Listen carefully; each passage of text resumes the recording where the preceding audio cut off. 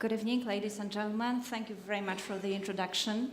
And first of all, I would like to thank very much the organizers of the Congress for inviting me to speak to you today. I'm very honored and privileged. That's why my voice is trembling. Go global or remain local. Central European contemporary art institutions, especially the most recent ones, the fruits of the turn of the century's building boom, are vaguely present in the international discourse and remain at the outskirts of European and world artistic interests. Western publications that include museums from post-communist Europe are rare. This is proved, for instance, by a curatorial decision to omit this part of Europe from a scenario of a traveling exhibition, Museums in the 21st Century, which is summing up the state of museums in the beginning of the new millennium. But one doesn't have to look very far. Even specialists from Central Europe are much less frequently interested in the region than one would expect. National art is more often compared with the West than with the neighboring countries. It is also easier to promote an exhibition by referencing the artists to Picasso, Mondrian, Magritte, or Jude than positioning them in the local context. The reason might be feeble level of artistic education, which is rather oriented to cultural mainstream, not to the local context. Central Europe turns its gaze on the West to confirm the value of local art. Western artistic centers became authorities on culture for the region. A quality certificate is issued there. This is also where the inspiration and ready-made patterns are taken from. Searching for them in the West is combined with mutual ignorance of neighboring countries within the region. This is true both to art history and museology. Concerning the latter, following the West is, however, justified since the local tradition of building up new museums was interrupted in the communist period. Local dimension of an institution to a large extent refers to its program, aiming at building relations with the urban context, meeting expectations of the local public, engaging in local problems, which, following the theory of localism, is a point of departure to embrace wider global issues. A clear strategy of this kind can be observed in Wyspa Institute of Art in Gdańsk. In 2006, a cycle of workshops was held devoted to the future of the so-called young city, that is, the quarter comprising the privatized Gdańsk shipyard. Their aim was to arrange a meeting of persons and institutions interested in the future of the quarter: municipal authorities, developers, investors, politicians, journalists, intellectuals, urban planners, artists, students, and trade union activists, in order to take stock of the expectations and ideas for developing the quarter. Creating such a platform for discussion turns the degraded district into an attractive point of reference. The focus of the project's subjective bus line has been not so much a vision of developing the site of a former shipyard, but the memory of the historical events which took place here. It is a kind of a nostalgic trip to the shipyard, taken in a historical cucumber bus in the company of former shipyard workers. One of the assumptions behind this project is opening up of the site and bringing it closer to public space. Despite national character of the Museum of Modern Art in Warsaw, which has ambitions to play an important part in Eastern Europe, it is strongly rooted in the local context. The aim of the annual festival, Warsaw Under Construction, is to animate social interest in the common public space of the city. The key position in this discussion belongs to Plac Defilat, that is the square where in the communist era grand parades and marches were staged just by the monumental Palace of Culture and Science. After political transition, this site was assigned to the Museum of Contemporary Art to become a symbol of modern metropolis. Festival was an occasion to discuss plans of building development, where the visions of low and high-rise buildings were clashing, as well as the political powerlessness to organize the most representative central area of the capital. The event directly evokes the problems of Warsaw and living in Warsaw, although most of them are universal problems encountered in many Polish and Eastern European cities. There have been 4 editions of the project since 2009, each devoted to a separate issue: architectural heritage, visions of development of Warsaw, urban planning, housing, the use of space, and outdoor advertising. The localism of an institution is also reflected in the architectural layout of its seat. In the case of the reused buildings, the relation to the past is automatic. However, a number of institutions consciously included this architectural identity in its philosophy. The adaptation and modernization of a factory, which became a seat of the Center of Contemporary Art Docks in Prague, was merged with the regeneration of the whole district. Philosophy of rebuilding and changing the function was also reflected in the early program of docks. In the architecture of the new Silesian Museum in Katowice, architects referred to the historical context of the coal mine and symbolic character of this place, coal as a hidden treasure of the region and the source of its richness. In Krakow, the Museum of Contemporary Art was located within the factory building that symbolizes rescue for Jewish people exterminated during the war. New architecture of the museum evokes original walls of the famous Schindler's factory. Some of them were literally hidden under the new building materials, what can be interpreted as a respect towards the past and simultaneously orientation to the future. A museum which is to the greatest extent focused on the region of Central and Eastern Europe is the Ludwig Museum in Budapest. It found its niche in developing its collection not only in the national direction, but also in the regional. Statistics of the exhibitions which focus on art from the region are impressive, especially that museum continues this line of exhibitions program consequently since its official foundation in 1996. Until the end of 2012, there were 4 cross-section exhibitions dealing with art of the region, 6 monographic exhibitions of Polish artists, 4 representing Czech to Slovak, 2 of the artists from Serbia, and 1 of artists from Bulgaria, Russia, Slovenia, and Lithuania, as well as the exhibition of Romanian art. Another museum that has a strong emphasis on art from Central and Eastern Europe is Danubiana Mulenstein Art Museum in Trnovo. Between 2007 and 2010, it yearly organized cross-section exhibitions of Hungarian, Russian, Slovak, and Czech art.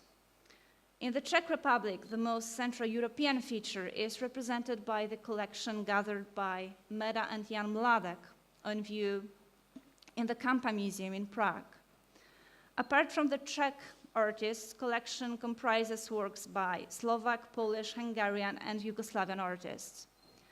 On the contrary, this direction is poorly visible in the program of exhibitions. Only 3 such were organized by Croatian, Serbian, and Latvian artists. East European exhibitions program in Prague is promoted by the Futura Center of Contemporary Art. In Poland, Warsaw MoMA introduced the regional character of the program.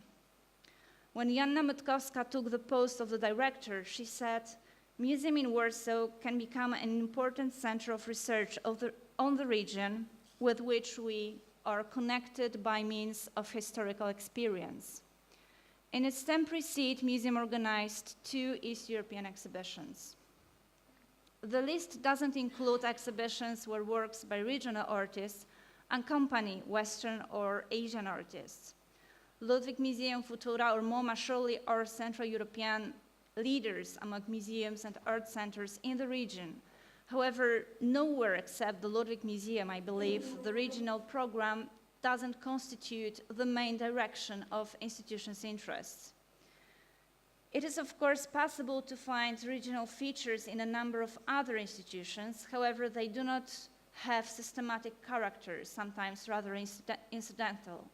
And I will just show a few of them without going into details because of the lack of time. That would, in a way, be the Vining Gallery in Brno, the division of the National Gallery in Prague devoted to the mainly 20th century, the Center for Contemporary Art Łaznia in Gdańsk, already mentioned Museum of Art in Łódź, Milan Dobresh Museum in Bratislava, or the Modem Center for Modern and Contemporary Art in Debrecen in Hungary.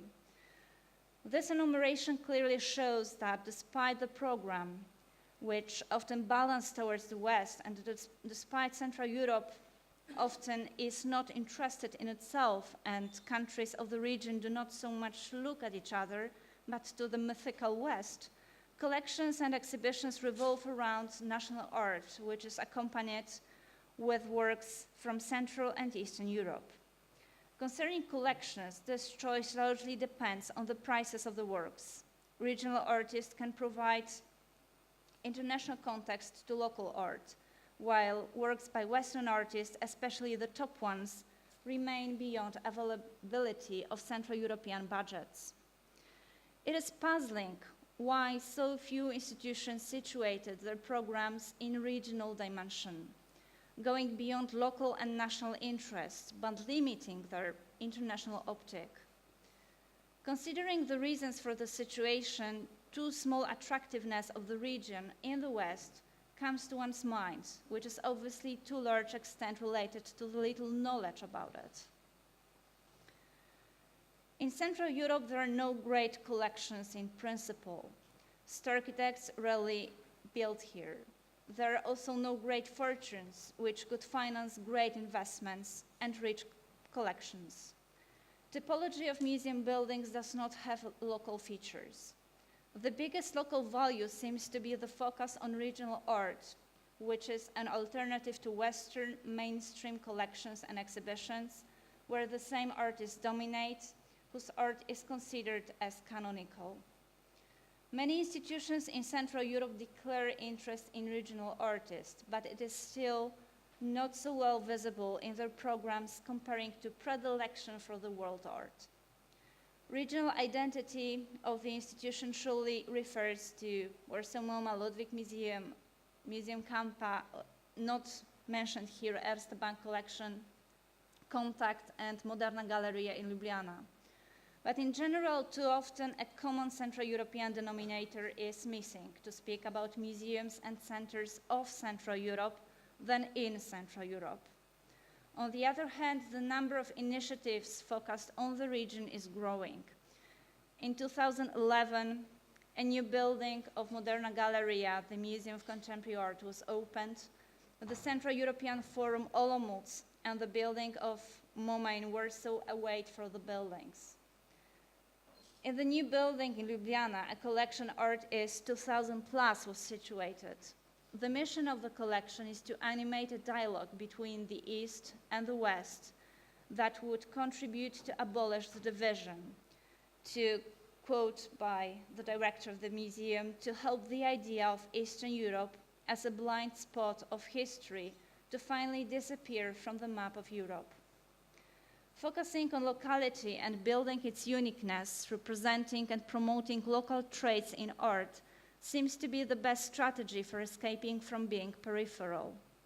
Then the offer of the periphery becomes a new quality, which cannot be found elsewhere, in the West, in the center.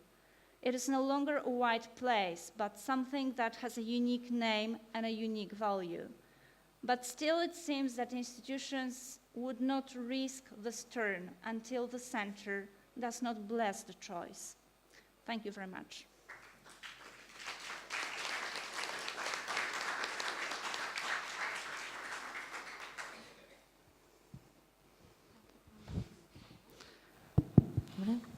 Thank you very much for your contribution, Art Institution Mapping. And please, some questions. If you...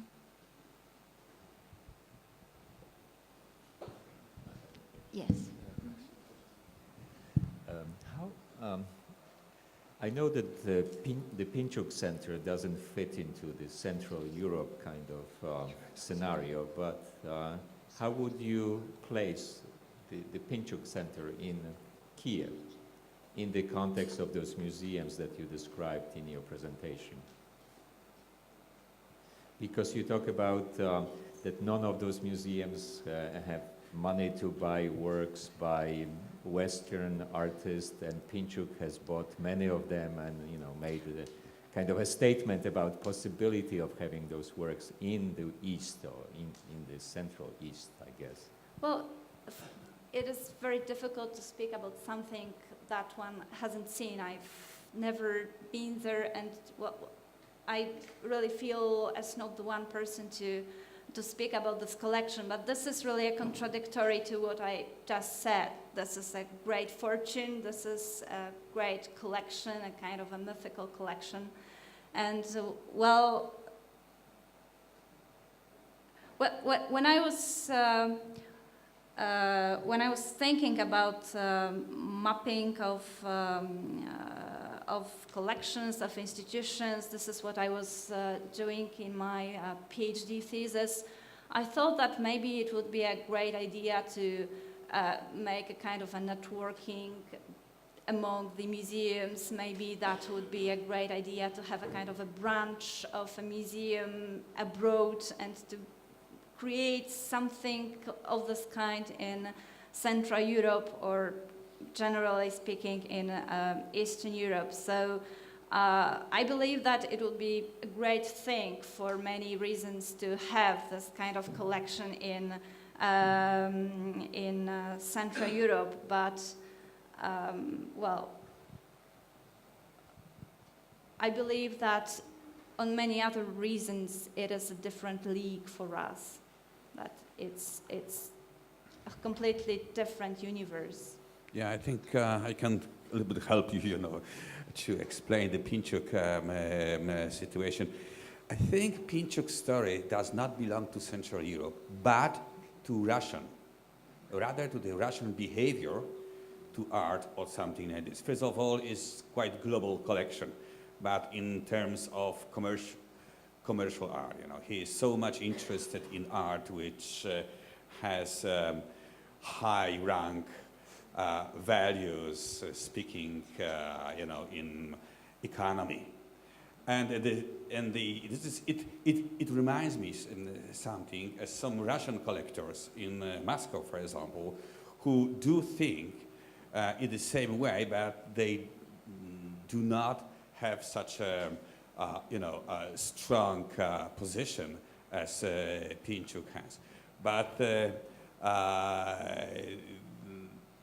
I said that he belongs rather to Russia because he's a very wealthy person, and he has just, you know, the idea to do something with the art. As for example, Morozov had, you know, 1 century ago, or Shchukin, for example. There was guys who had lots of money, and they wanted to do something with this and to be as strange or as crazy as possible, and they did it. So I think that Pinchuk does not belong to these collections and these museums which are interested and focusing on Central Eastern Europe, which are usually smaller and usually, you know, on the different rank. Kramash in Czech lands was the only person, frankly speaking, who was interested in something different than the local art that time. And even like this, he would not be comparable with Morozov or Shchukin, because his background and his interest was completely different than those two wealthy people as Shchukin and Morozov was. So Pinchuk, I would place Pinchuk rather on that side. Just the, you know, idea how to deal with him. He is really, you know, a strange guy, and this collection is, I think, is like this. It's investment on the other hand. But on the other hand, Pinchuk is a kind of a brand, and we, in this part of Europe, we love global brands. We loved to have the Guggenheim in Central Europe. We wanted to have him in different places recently well, not so recently, but anyway, in Vilnius. Ludwig collection and, well, Ludwig himself, that is also a global brand, and it is present in Budapest. Yeah, that's true. But if we speak about the global, so we usually have to keep in mind a different approach to the global. On the one hand, we have something like, or someone like Pinchuk and some artists as Damian Hirst or something like this, just talking on the level of economy. But there's also different approach to the global, you know, in much more critical to the global. So this is very important to differentiate, to distinguish different approach to the global on the economical as the globalist, let's say, attitudes, or, you know, something like the critical to the global, like alter globalists, you know, artists and teams of artists, some collectives, for example, something like this. Yes, Stanislavski is a good, you know, example for it. Working? May I have the word, please? Yes, I Yeah, wanted sorry. to. Ask before, maybe at least 2 more museums should be added to the list that was presented in the paper that was just read. I think about 2 museums that were recently opened on the territory of the former Yugoslavia. One of them is the Museum of Contemporary Art in Zagreb, and the other one is the private museum Vladimir Macura in the suburbs of Belgrade.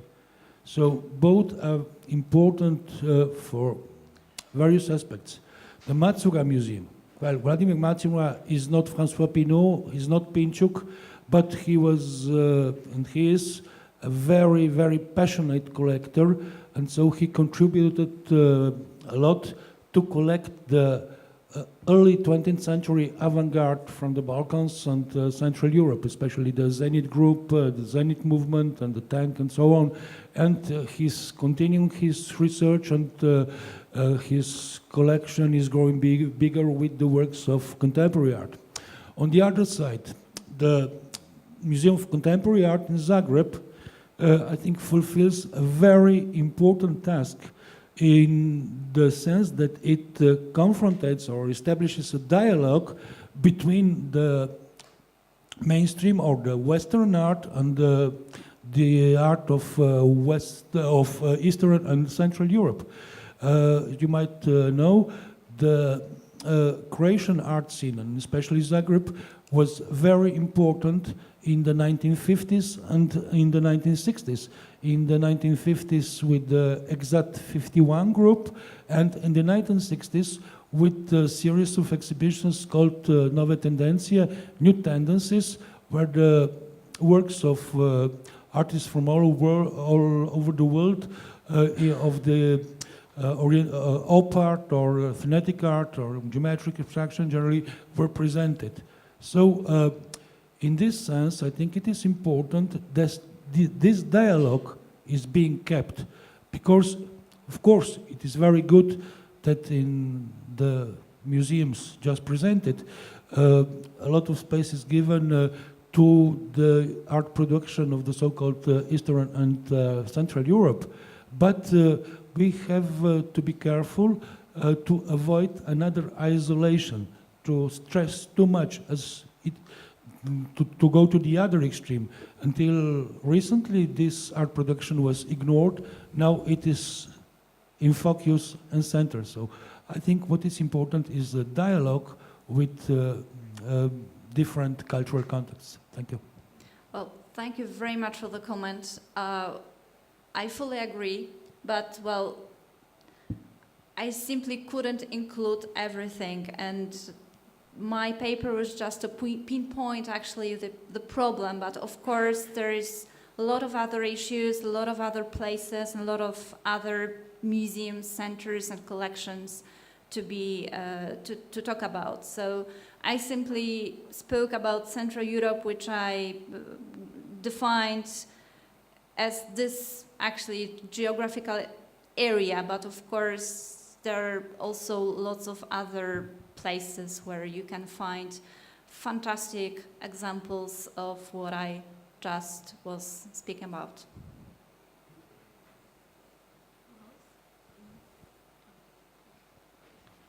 Yeah, I agree with you that that can include everything. So we talk about in the inside. If I can, by my understanding, the conclusion maybe is too amazing for an Oriental, for Far Eastern we. First is that you mean that Central Europe is not central. And second, if Central Europe would to be themselves as such as central, it should be to be the Western. And then the conclusion is that what is not central and to be the Western is really the central. Right? That's a dialectics, I know, but unfair to you, I know. But we want to know if you get us the strategy to get out, just like the white hole. But in my mind, it's a warm hole. If the artist or curator or the critic want to be useful or practice his value, it should be find out the wormhole. And what is the wormhole? I think that I have insight from your presentation. You mean that local issue, global reference, Central Europe focus, and regional dimension as a value. What is the value? What value is that A is not A, therefore is A. Central is not central, therefore is central. So in our puzzle and confused position is between China. I know, sorry, I mentioned that. Taiwan is not Taiwan, therefore is Taiwan. Because China is not China. China is in the center, I know. And Taiwan is, Korea also, and Japanese also, Southwestern also. I know next year we will to the prefaces of the China to in AICA, Korea. I know. Thank you. So if I can give the comment, we wish don't make us confused, but may show us the clean and distinct way to go out the conflicts of the meaningless thing. We come back to the arts. We won't find all the wormholes just for human value, global, universal value. I think it is my feeling from your report. Thank you.